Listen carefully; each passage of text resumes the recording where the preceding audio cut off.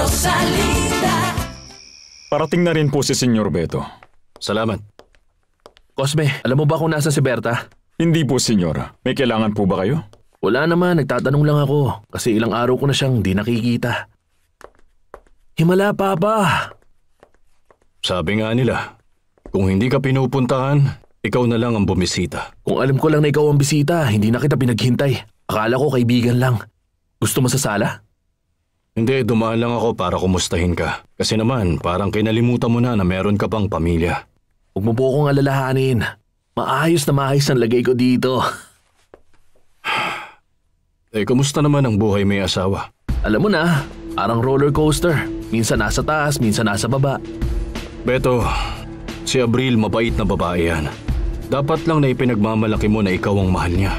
At higit sa lahat, dapat masuklian mo yun palagi ng magandang pakikitungo sa kanya. Sisiguraduhin kong hindi ko babaliwalain ang mga bilin mo. Pakisabi na lang sa mga taga-tenement na dadalaw din ako kapag may oras na ako. Pero ngayon, pasensya ka na ha, tambak trabaho ko. Kita na lang tayo ulit.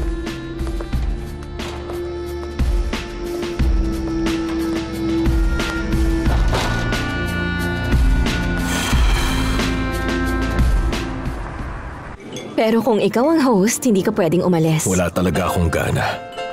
Mas gusto ko na lang umalis. Gerardo, ikaw nang bahala kung may kailangan pa sila dito. Huwag kang mag-alala. Bahay mo na rin to. Magandang gabi. Huwag mong sabihing paalis ka na agad. Pero pumunta talaga ako rito para makita at makausap ka. Hindi mo ako pwedeng iwanan mag-isa. Pero kasi paano nangyari yun na hindi mo alam kung nasan si Rosalinda? Ikaw ang manager niya, hindi ba? Sinabi ko na nga hindi ko alam. Kaya nung napansin kong huli na siya, hinanap na agad kita para masabihan ka. Pero darating kaya siya? Pakiramdam ko naman. Si Rosalinda yan, sobrang professional nun pagdating sa trabaho. Hindi niya bibiguin ang mga tagahanga niya. Siguradong pati na rin tayo. Ano nang gagawin natin ngayon? Maghintay na muna tayo at kumalma lang muna. Alam mo naman na sa lugar na to, palaging meron traffic dahil sa mga ginagawang kalsada. Kaya siguro hanggang ngayon wala pa siya. Siguro nga. Magbibigay na lang ako ng utos na simulan na yung ibang palabas habang naghihintay tayo kay Rosalinda.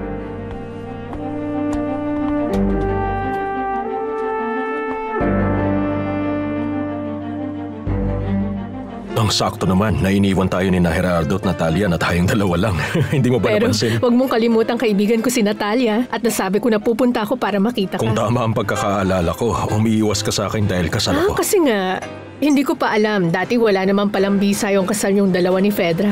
At na malapit ka na rin namang makakuha ng annulment kay Rosalinda. Ganun naman pala. Sinabi na sa'yo lahat ni Natalia.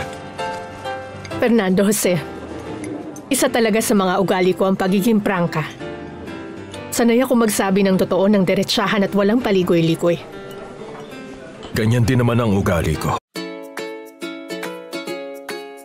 Sinabi na sa'yo lahat ni Natalia. Fernando Jose, isa talaga sa mga ugali ko ang pagiging prangka. Sanay ako magsabi ng totoo ng diretsahan at walang paligoy-ligoy. Ganyan din naman ang ugali ko.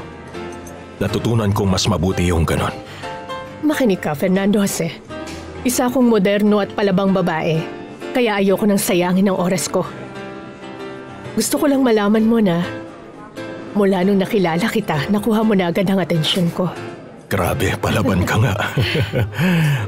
Hindi na ako magbabaligoy pa. Nakuha mo rin talaga ang atensyon ko ng sobra. Maganda ka na nga. At bukod pa ron, matalino pa. Sa tingin mo, pwede nating subukan na magkaroon ng relasyon? Beto, may importanteng bagay lang ako na gustong itanong sa'yo. Sige, ano yun? Magagalit ka ba kung susubukan kong ayusin ang sarili ko sa ibang paraan naman? Hindi. Kung tutuusin, mas gusto ko pa nga na nakikinig ka sa mama mo. Hayaan mo siyang tulungan kanya kung ano mas magandang tingnan sa'yo. Pero basta huwag ka magsaselos pagkatapos, ha? Hindi ako magseselos. Kanina, pumunta rito si Papa. Tapos, ano daw ang kailangan niya? Kinamusta niya lang ako. Tapos ayun na, nagkwento na siya tungkol sa pamilya daw, sa asawa at kung ano-ano pang mga bagay. Beto, gusto kong magkaanak tayo. Mahal na Birhen ng Guadalupe, Ikaw na ang laging nasa tabi ko. Ikaw na nagbigay sa akin ng lakas at tapang para kayanin ang 20 taon kong pagkakakulong. Tulungan mo naman ako. Ibalik mo sa akin ang anak ko katulad ng dati. Parang awa mo na, huwag mong hahayaang mawala siya ulit sa akin. Kalingain mo ako. Protektahan mo ako at basbasan. Bantayan mo sana si Rosalinda kung nasan man siya ngayon.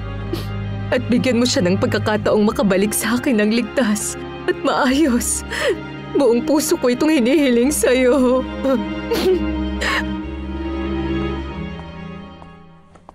Hindi na ako pwede maghintay pa. Naiirita at naiinip na yung mga tao sa teatro.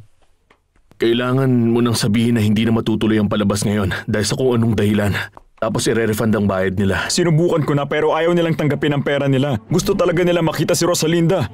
Ay nako, hindi ko na alam ang sasabihin ko. Ano na kaya nangyari sa babaeng yun? Sabi ko na sa'yo, hindi to normal. Baka may nangyari ng masama kay Rosalinda kaya hindi siya nakarating ngayong araw.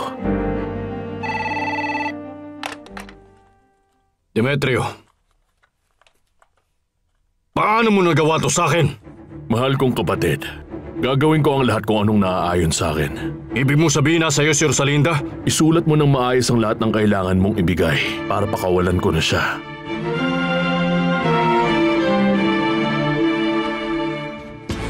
Anong sagot mo sa ideya na magkaanak tayo? Medyo bata pa tayo, di ba? Kapag desidido na ako, walang makakapigil sa akin. Sigurado na ba kayo kung nasaan si Rosalinda? Hindi ba kasama ni Agustin? Sinasabi ko lang na sa mga panahong ganito, wala na tayong kasiguraduhan. Si Agustin yung taong hindi ko inakalang kikilos. Agustin! Parang awa mo na, nakikiusap ako! Ilabas mo ako rito! Ilabas mo ako rito! Sinasamantala ni Agustin ang pinagdadaanan mo ngayon para paikutin ka, para kumbinsihin kang mabait siya. Kasalanan to ni Demetrio. Sino ba si Demetrio? Siya lang naman ang dumukot kay Rosalinda.